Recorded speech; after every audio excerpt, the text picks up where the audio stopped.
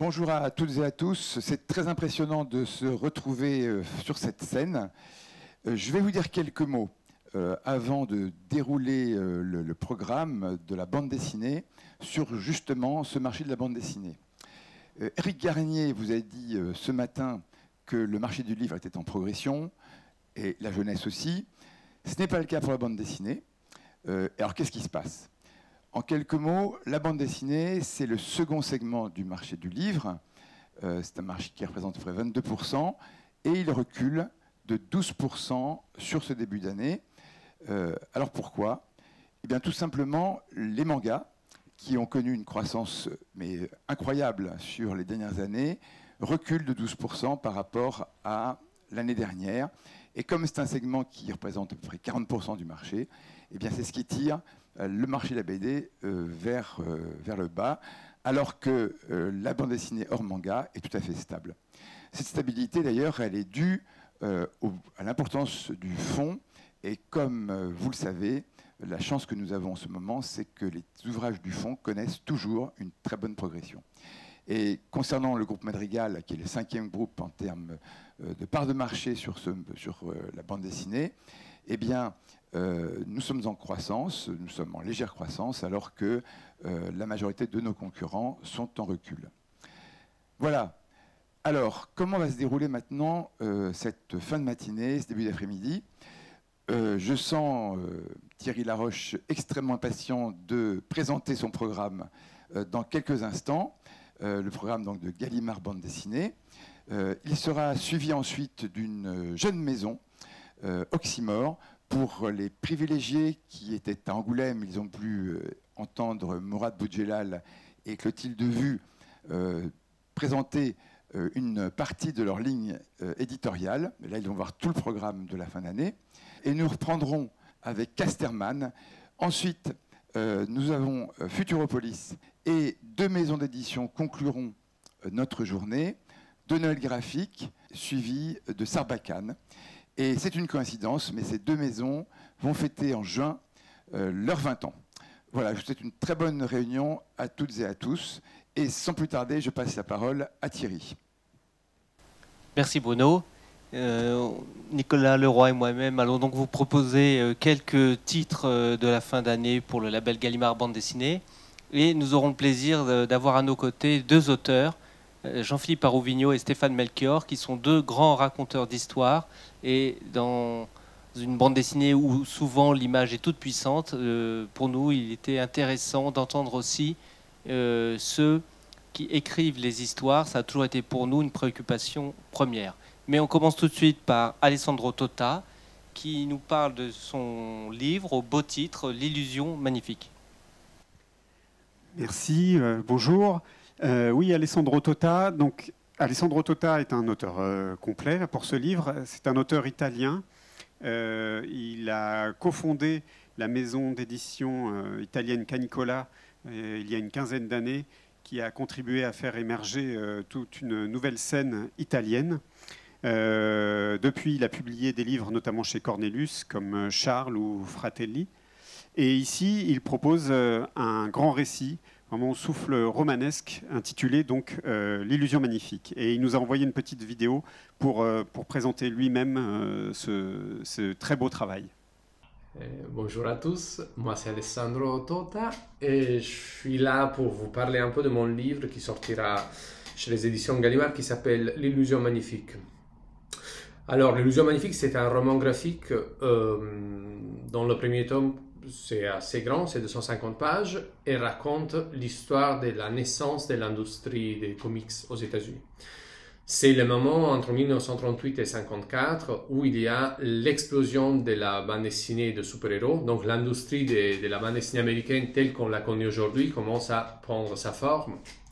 Et je raconte tout ça à travers l'amitié entre un homme et une femme.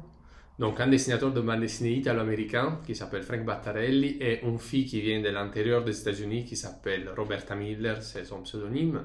L'homme est dessinateur, la fille est scénariste, c'est dans la BD une des toutes premières scénaristes de la bande dessinée.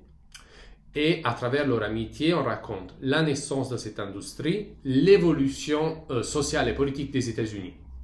car le centre du livre, c'est la bande dessinée, mais autour de la bande dessinée, on regarde ce que c'est le monde de l'édition. Et on touche un peu un journal politique où il y a des autres dessinateurs qui travaillent, et on montre peu à peu comment il se met en place les publications érotiques. Donc c'est vraiment une histoire des États-Unis, des mœurs, de la société entre le 1938 et l'après-Deuxième Guerre mondiale. La grande référence, la grande inspiration pour ce livre vient de deux produits très différents. La première, c'est une série qui s'appelle Mad Men. Peut-être vous la connaissez. Mad Men, c'est une série qui raconte les États-Unis à travers un petit groupe de publicitaires. Et à travers ces gens, on voit le changement du pays. Alors je me suis dit, pourquoi ne pas faire la même chose avec la bande dessinée? La bande dessinée est en tout cas plus passionnante que la publicité. Ça a un impact social de la même importance, surtout si on parle des super-héros qui encore aujourd'hui dominent l'imaginaire américain. Donc pourquoi pas faire la même chose sur la BD. Et l'autre référence, c'était Il était une fois en Amérique. C'est un film de Sergio Leone, où c'est la vision des États-Unis faite par un étranger, parce que Leone n'est pas américain, c'est un réalisateur italien, et il nous montre le rêve des États-Unis. Donc j'ai essayé de travailler sur ces axes-là pour ce livre assez long que je suis là, qui sortira à la rentrée. Voilà, c'est un très court résumé. Merci pour m'avoir écouté et bonne journée, bon travail à tout le monde. Au revoir. Merci Alessandro. Et alors, ce livre, c'est une grande fresque qui sera en 2 volumes. Le premier paraît à la rentrée. Et c'est une fiction, hein, je tiens à préciser, mais avec un arrière-plan ultra documenté. Et en ce qui concerne le dessin, Alessandro a vraiment voulu rendre hommage au maître dessinateur américain et particulièrement Will Eisner, si on peut voir quelques planches, où New York est un personnage à part entière du récit, et malgré tout avec une spécificité italienne et quelques outrances qu'on pourrait même qualifier de féliniennes. Et vous pourrez vous rendre compte de la qualité du récit, puisqu'on vous a donné dans le sac 150 pages, les 150 premières planches de l'illusion magnifique. Et vous voyez comme il est sympathique, Alessandro Tota. Il y a le même charme quand on lit son livre. Enquête au collège est un roman jeunesse publié aux éditions Gallimard Jeunesse il y a plus de 30 ans et qui a donné son nom à une série best-seller disponible en folio junior.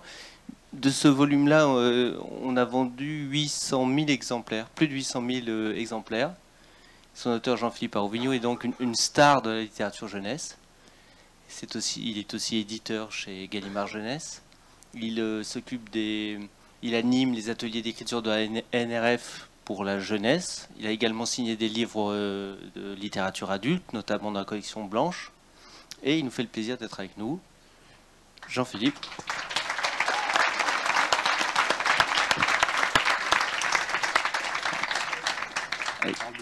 Hein? On parle debout? Ouais. Comme tu veux, tu peux t'asseoir si tu préfères. Ouais, d'accord. Ouais, Oui, je crois que ce projet d'adapter ton roman vient d'une rencontre avec Joël Degas, qui est auteur de bande dessinée, qui a signé notamment L'île du docteur Moreau chez Delcourt. Oui, une rencontre faite dans un salon du livre et comme souvent, des échanges autour des livres, autour du travail de l'un et de l'autre. Et puis Joël qui me dit son envie d'adapter Enquête au collège. Et puis adapter Enquête au collège en bande dessinée, ça fait tout de suite écho en moi. Parce que la bande dessinée, c'était vraiment une passion d'enfance. Et une sorte de nostalgie, parce que ce sont 2 mondes qui sont très séparés les uns des autres, et jamais j'ai eu l'occasion de pouvoir m'aventurer de ce côté-là. Je me souviens, quand j'étais enfant, j'avais une 12aine d'années, j'ai écrit un premier roman dont j'étais super fier, une 10aine de pages dans un petit cahier. Et comme je ne savais pas exactement quelle serait ma façon de raconter des histoires, je savais que ça serait ça, la passion de ma vie, raconter l'histoire, je me suis lancé dans une adaptation en bande dessinée de ce roman. Alors vous pouvez voir que c'était hyper prometteur, pas forcément décisif non plus, Donc rapidement, je me suis aperçu que mon domaine, c'était plutôt les histoires écrites que les histoires dessinées. Mais j'en ai gardé une vraie nostalgie, et en particulier de toute la BD franco-belge de mon enfance. Et un jour, si on revient à Enquête au collège, en rangeant ma vieille bibliothèque de BD de cette époque-là, je suis tombé sur une série qui s'appelle La Ribambelle, que certains d'entre vous connaissent, de Roba. Et en retrouvant cette bande dessinée que j'avais complètement oubliée, cette série, j'ai retrouvé les 3 personnages de ma série Enquête au collège. Il y a Rémi, Pépé et Mathilde, qui sont exactement tels que je les ai rêvés, ou je croyais les avoir rêvés tout seul, les avoir inventés. En fait, ils sont tirés, entre autres influences, comme celle du Club des 5 ou ce type de roman, ils sont tirés de la bande dessinée déjà. Alors, ce que j'ai aimé dans le travail de Joël, c'est qu'en fait, il se détache vraiment de la forte représentation qu'a donnée de mes personnages Serge Bloch, parce que j'ai eu la chance d'être illustré par Serge Bloch dans cette série. Et il fallait un ton, une patte particulière. Et quand il m'a présenté ces personnages, je me suis dit, oui, voilà. Tout d'un coup, il a relooké mon imaginaire, Joël. Je trouve qu'il y a dans son trait quelque chose d'à la fois très contemporain. Alors, pardon, je ne suis pas très capable d'analyser des images, mais il y a quelque chose d'à la fois très contemporain et en même temps un côté un petit peu vintage qui m'a convenu parfaitement et qui est pour moi peut-être une des caractéristiques de ce que j'ai écrit dans cette série Enquête au collège. Oui, il y a un petit côté Pierre Véry, disparu de Saint-Agile dans l'esprit. Mais en même temps, oui, tu disais intemporel, c'est très intemporel. Il y a quelque chose dans l'esprit même de ce que tu écris de franco-belge et de ligne claire. Hein. C'est ça.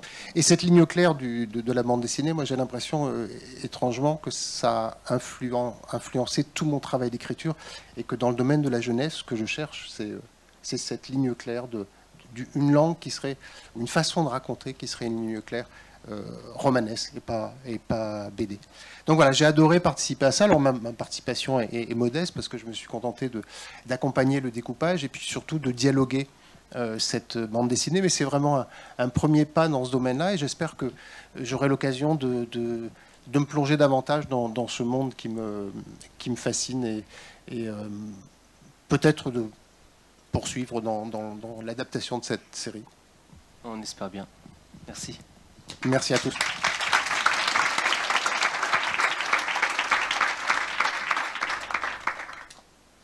Je vous présente maintenant Stéphane Melchior, si vous ne le connaissez déjà, qui est un pilier de notre catalogue bande dessinée chez Gallimard, grand expert de l'art de la narration.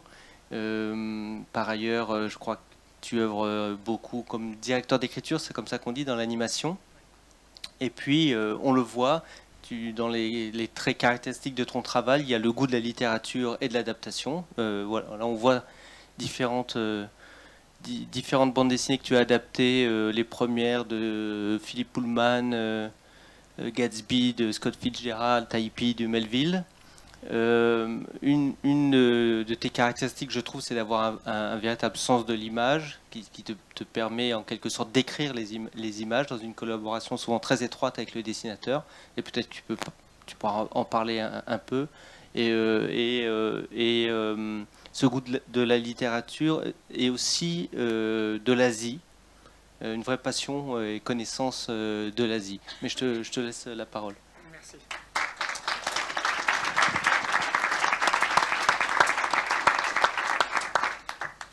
Bonjour.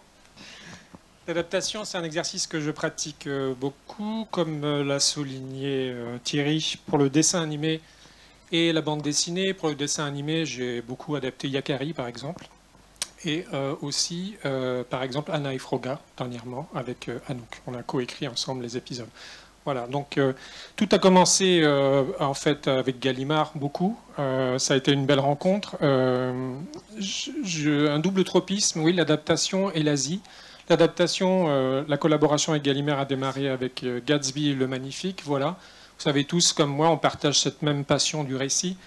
Et il y a des récits qu'on porte en soi très longtemps. Pour moi, Gatsby le Magnifique, c'était le premier récit lu à l'adolescence qui me faisait rentrer dans un monde d'adulte, en fait, véritablement. Je quittais les grands récits d'aventure pour rentrer dans les problématiques plus grave, la question de la conquête amoureuse, des amours malheureux, etc. Voilà. Et il fallait trouver un angle d'attaque. Pour moi, c'est toujours une problématique importante à résoudre lorsqu'on se penche sur la question de l'adaptation. Il faut pouvoir justifier l'adaptation. Donc il faut pouvoir trouver un angle par lequel, finalement, on vient renouveler le plaisir d'un récit, parfois déjà connu, même souvent connu des lecteurs. Grâce à Gallimard, j'ai la chance de m'attaquer à des textes de référence, comme Pullman, ou Lionhearn, ou vous voyez encore Melville, ou Gatsby. Gatsby, c'était un texte très connu. Melville, pour moi, c'est de faire redécouvrir le premier roman de cet auteur, Typee. Vous voyez aussi, là, c'est pas tout forcément... Si c'est assez présent à l'écran, il y a des collaborations avec des auteurs qui sont très fortes aussi. Ça fait plaisir, ça fait partie du plaisir d'adaptation. Plaisir de la collaboration avec Benjamin Bachelier pour Gatsby, Typee, et le Autori dont on parlera un peu tout à l'heure. On peut d'ailleurs, voilà. Et puis avec Clément Aubrerier aussi, tout à l'heure, pour Les Royaumes du Nord, une longue aventure. Le clan des Autori, eh bien, grâce à vous tous et au public, les Autori fonctionnent bien. Et on a le plaisir de poursuivre l'aventure. Je viens de terminer, quand je dis je viens, il y a quelques jours, le tome 4 des Autori, ou plutôt l'adaptation du second cycle des Autori et Neige de l'exil. Il est écrit et Benjamin est en train de le dessiner. Voilà le clan des Autori qui me ramène au Japon. Le Japon, c'est une vieille histoire. J'ai démarré même mes premiers récits sur le Japon avec Gallimard. Il s'agissait de Raiju et Raiden, déjà, qui racontaient l'histoire du dieu de la foudre. Avec l'œil sécheresse. Avec l'œil sécheresse, c'est ça, exactement. Qui succédait à un très beau voyage au Japon. Et puis aussi, moi j'ai une formation d'historien de l'art et je me suis très tôt passionné pour les mythologies asiatiques, l'estampes, la sculpture, la peinture. C'est quelque chose aussi que vous retrouverez beaucoup dans mon travail d'adaptation, sont les références à l'histoire de l'art. Elles sont omniprésentes, mais de manière à parler d'une sorte de fond universel connu de tous. C'est jamais fait de manière très didactique. Et il y a un désir de faire bouger les images, d'animer les estampes, mais sans les pasticher. C'est vraiment, je crois, ce qu'on a obtenu avec les Autori, Benjamin et moi. Le plaisir de l'adaptation, oui, lire un beau texte, voir comment les images s'imposent, encore une fois, justifier le plaisir de l'adaptation. Par rapport à Lionhearn, qui ne connaissait pas du tout le milieu de la bande dessinée, c'était pour elle une découverte. Et elle a très bien compris ce que je faisais en m'inspirant de ce beau récit à deux voix, Takeo et Kaede, et en même temps en inventant des choses qui ne sont pas dans le roman, notamment tous ces personnages à tête d'animaux, mais qui font partie de toute la mythologie shinto. Quand on se promène un peu au Japon, on les voit partout, ces dieux animaux. Et voilà, elle a très bien compris que en fait, ça me permettait de résumer les intentions des personnages, de donner une dimension très mystique à des caractères, de les résumer sous une forme totémique. Donc elle a parfaitement bien compris ce travail d'adaptation qui est un exercice que j'aime vraiment beaucoup pratiquer et qui permettait aussi de renouveler une collaboration encore avec Benjamin qui est maintenant très à l'aise sur cet univers. Voilà pour le clan des Autori qui se poursuit. On peut peut-être évoquer les nouveautés de l'automne. Alors voilà quelques nouveautés. La fin d'une trilogie qui se termine aussi, les aventures du roi singe avec l'ami dessinateur Vincent Sorel. Là, un autre plaisir d'adaptation. Autant j'essaye de rester fidèle tout en apportant des solutions propres à l'exercice de l'adaptation. Autant là, je me suis amusé en fait avec des personnages vraiment. Et j'ai pris le récit de la pérégrination vers l'ouest, mais j'ai pris après le roi singe comme on pourrait attraper des personnages comme Astérix et Obélix ou ce genre de choses, retrouver un plaisir de lecture tourné vers la jeunesse, quelque chose de très simple avec beaucoup d'action, beaucoup de comédie dans les dialogues, beaucoup de comédie visuelle, des petites références, là, tout ça, ça vous rappelle bien sûr Dragon Ball Z ou ce genre de choses, qui est lui-même aussi une autre adaptation du voyage du roi singe, de la pérégrination vers l'ouest. Et excuse-moi Stéphane, et là avec les aventures du roi singe, on est entre en fait un peu la fiction et l'adaptation. Exactement. Et avec ce nouveau projet, là, Ichi et les yokai, là on est complètement dans la création. Oui, là, je comprends que tu me dis que je passe trop de temps et qu'il faut que j'accélère. Non mais c'est pour revoir aussi il y a un peu trois types de... Voilà, et là on est sur des récits originaux. Voilà, l'enlèvement part de toute la mythologie shinto, encore une fois, de tous ces yokai avec lesquels vous êtes maintenant bien familiers. Il s'agit d'un petit personnage féminin, Ichi, qui est en guerre contre le grand Tengu, qui est une sorte de grand dieu sorcier. Et pour récupérer son âme et sauver ses parents et se sauver elle-même, elle doit récolter un grand nombre de créatures magiques. Donc il y a un petit côté Pokémon aussi, avec une collection de créatures. À chaque fois, on va s'intéresser aussi aux mystères qui entourent chaque yokai que notre petite chasseuse de yokai devra trouver. C'est toute une itinérance dans un Japon mythologique. On rencontre les grandes figures de la mythologie shinto. Ça se fait avec un bon copain, Loïc Locatelli, qui vit au Japon. Pour moi, c'était une garantie de qualité et de sérieux de travailler avec quelqu'un qui pouvait écrire le japonais, qui connaissait et qui vivait au quotidien toute cette mythologie et toutes ces références, qui comprenait vraiment la couleur de l'estampe sous un angle différent de celui de Benjamin Bachelier, par exemple, et qui pouvait avoir cette veine un peu cartoon. Donc c'est vraiment un univers très jeunesse. En fait, on l'a pensé à la fois pour le dessin animé et la bande dessinée, et il se trouve que justement Loïc travaille pour les deux secteurs, bande dessinée et dessin animé. Donc là, vous reconnaissez par exemple le personnage de Inari, le dieu renard, qui est protecteur des récoltes aussi, qui va être une personnalité bienveillante pour notre héroïne, Ichi. Vous avez là un petit dieu, Kagu, le petit dieu du feu, qu'on rencontre aussi chez Miyazaki, par exemple. Donc il y a beaucoup de références. J'aime beaucoup l'anime japonaise aussi. Je lis aussi du manga, même beaucoup. Ça m'intéresse beaucoup. Et là, on va retrouver dans Ichi cette grande quête initiatique avec toute cette collection de petits yokai qu'on suivra. La série est prévue en 5 tomes. Voilà. Est-ce que je suis dans le bon timing? Est-ce que tout va bien? À vue de nez, je dirais oui. Merci beaucoup. Merci Stéphane. Merci à tous.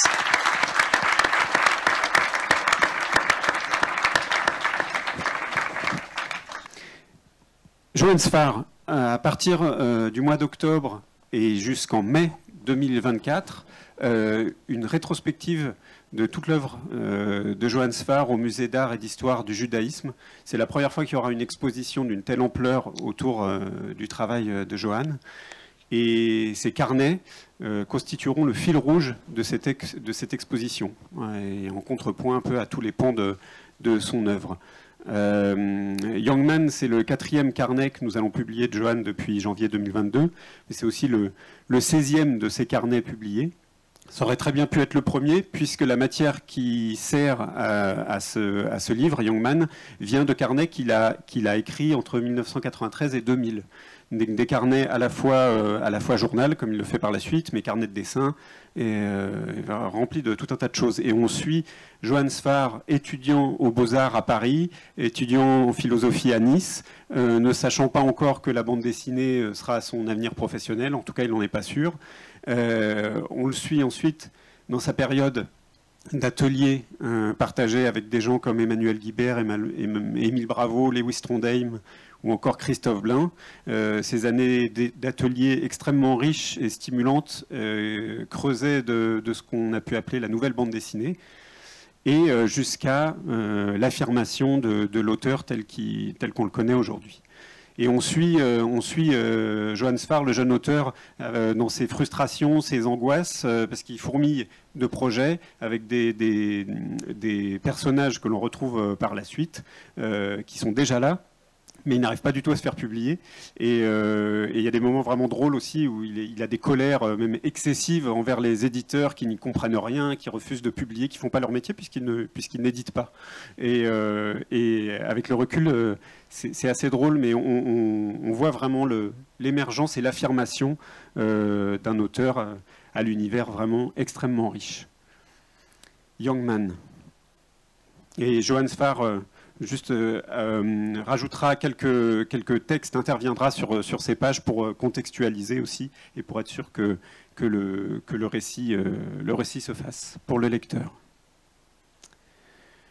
En fin d'année, au mois de novembre, on vous propose un pas de côté, puisqu'il ne s'agit pas d'une bande dessinée, mais d'un jeu de tarot divinatoire. Il se trouve qu'on est tombé vraiment, on a eu un énorme coup de cœur pour le travail graphique de Nina Bunjevac, une autrice dont on appréciait déjà beaucoup les bandes dessinées, avec des titres comme Fatherland ou Betsy Mena. autrice reconnue qui a déjà été sélectionnée à Angoulême notamment. Mais c'est vrai qu'on n'y connaissait pas grand-chose et en montrant ce projet à des personnes férues de tarot, ces personnes-là nous ont dit que le livret qui accompagnait ces cartes était vraiment de grande qualité. Et comme par ailleurs, on avait bien perçu l'appétit des uns et même surtout des unes pour le tarot divinatoire, l'apparition dans les librairies de rayons dédiés au féminisme sacré, alors on s'est lancé dans l'aventure. Et ce que nous propose Nina Bunjevac en fin d'année, 22 cartes, donc les cartes principales du tarot, grand format, avec un trait vraiment magnifique, proche de la gravure, des images ultra puissantes, et tout, voilà, au hasard, qu'est-ce que tu pioches ? La Maison Dieu, c'est bon, ça doit être bon. Et ces cartes, ces grandes cartes imprimées sur papier épais seront accompagnées d'un livret de 152 pages écrit par Nina Bunjevac. C'est un guide qui sert à la fois aux novices comme nous et aux initiés. Il y a trois niveaux d'interprétation des cartes. Un niveau vraiment pour les novices, très pragmatique, quelque chose de plus introspectif qui rejoint son travail en bande dessinée puisqu'elle a beaucoup pratiqué l'autobiographie et l'introspection, l'intime, et un niveau pour les initiés plus ésotérique et alchimique. Et le tout donc dans un coffret, dans une boîte. Voilà, un bel objet tout en noir et pantone doré. Vraiment un objet coup de cœur pour nous et pour le travail de Nina Bunjevac en fin d'année. Et je laisse la parole à Thierry pour dire ça. Et oui, on finira l'année en beauté avec Aya Diopougon 8. Aya Diopougon, c'est de Margarita Aboué Clément Aubrerie. C'est le premier titre qu'on a publié au sein du label. Il y a presque 20 ans maintenant. Et évidemment, c'est pour nous assez emblématique de notre démarche éditoriale et c'est très cher à notre cœur. Avec le volume 8, ça fera à peu près une fresque ivoirienne de plus de 1000 pages, quelque chose comme ça, ce qui est une proposition artistique absolument unique, à la fois dans le fond et dans la forme. Et on a été ravis de la relance de la série l'année dernière avec le volume 7. Après 12 années d'interruption, on a vraiment constaté que la série a retrouvé un public d'emblée. On a vendu du tome 7 45 000 exemplaires. Et sur les 10 derniers mois, on a vendu 90 000 exemplaires de l'ensemble de la série. Donc on a vraiment mesuré qu'on trouvait un nouveau public avec cette relance. Et on approche du 1 million d'exemplaires vendus pour l'ensemble de la série depuis sa création. Et bon, ça s'est fait grâce aux libraires, grâce aussi à l'attention nouvelle portée par les médias et les institutions au travail de Marguerite Aboué. Et voilà, on a montré ici un petit florilège depuis la couverture de Télérama jusqu'à l'exposition d'Angoulême en passant par la grande librairie. Et c'est vraiment pour nous très positif évidemment et très encourageant au moment où on relance la série. L'idée, c'est d'en sortir un chaque année. Le tome 8 arrive en novembre. On ne peut rien vous montrer parce que Clément commence tout juste à ancrer, mais on n'est pas inquiet parce que c'est le dessinateur le plus rapide de l'Ouest. Mais on voit dans la slide précédente voilà, le travail de Marguerite, le découpage sur des carnets avec les bonshommes patates nous permettent quand même d'avoir une idée de l'histoire. Et pour ceux qui ont suivi, je peux vous dire que le jeune Albert, dont l'homosexualité n'est absolument pas acceptée par sa famille, est envoyé au village pour que des sorciers s'occupent de lui et le soignent en quelque sorte. Et c'est comme d'habitude, c'est-à-dire les grandes questions de société, les croyances en Afrique, mais aussi la vie comme elle va dans les maquis d'Abidjan, tout ça mélangé avec humour et grâce façon Marguerite Aboué. C'est l'autrice la plus productive de notre catalogue. C'est celle qu'on a le plus publiée, et ça va continuer au-delà de ce Aya 8 en début de 2024 avec Akissi la Parisienne. C'est le même personnage d'Akissi, c'est-à-dire exactement Marguerite Aboué, parce que Akissi est totalement autobiographique. Toujours avec Mathieu Sapin, mais cette fois-ci Akissi a 12 ans et elle arrive en France. C'est l'histoire de Marguerite. Non seulement c'est drôle comme toujours avec Marguerite, mais c'est passionnant. Et puis elle publiera aussi le 3e volume de Commissaire Kwame avec l'excellent Donatien Marie. Voilà pour Gallimard bande dessinée. En parlant de 2024, comme les questions nous sont posées souvent, le Lightfall numéro 3 arrive au premier semestre 2024, ainsi que le nouveau livre de Pénélope Bagieux.